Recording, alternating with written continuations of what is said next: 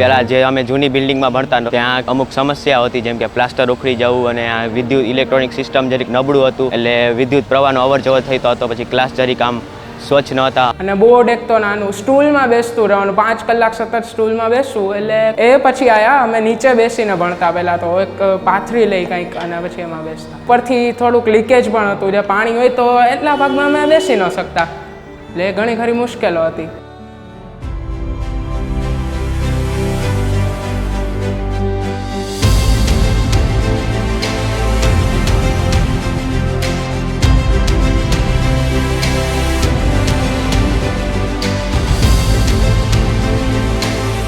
આ બિલ્ડિંગની ઉપયોગિતા ત્યાં સ્પષ્ટ થાય છે કે ગયા વર્ષે આપણે વિદ્યાર્થીઓની સંખ્યા 750 હતી. નવું અદ્યતન બિલ્ડિંગનું નિર્માણ થયા પછી હાલમાં આપણી પાસે 1000ની આજુબાજુ વિદ્યાર્થીઓની સંખ્યા એનરોલ થઈ ગઈ છે. નવા બિલ્ડિંગના આવવાથી વર્ગખંડ જે છે એ મોકળાશવાળા, વધારે હવા ઉજાસવાળા થઈ ગયા.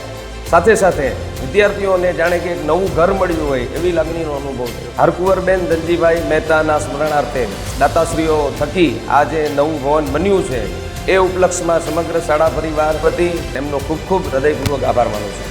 આ નવી બિલ્ડિંગના નિર્માણ માટે હું હરકુંવરબેન મહેતા અને પ્રવીણભાઈ મહેતાનો ખૂબ ખૂબ આભાર માનું છું. હું મારા વતી અને આ શાળા વતી આભાર માનું છું તેમનો. Thank you. નવા બિલ્ડિંગના નિર્માતા દાતાશ્રીઓ શ્રી હરકુંવરબેન મહેતા, હું આખી સ્કૂલ તરફથી અને મારા તરફથી થેન્કફુલ આભાર વ્યક્ત કરું છું કે તમે અમને અભ્યાસ કરવામાં ખૂબ જ સગવડતા પ્રદાન કરી છે. Thank you.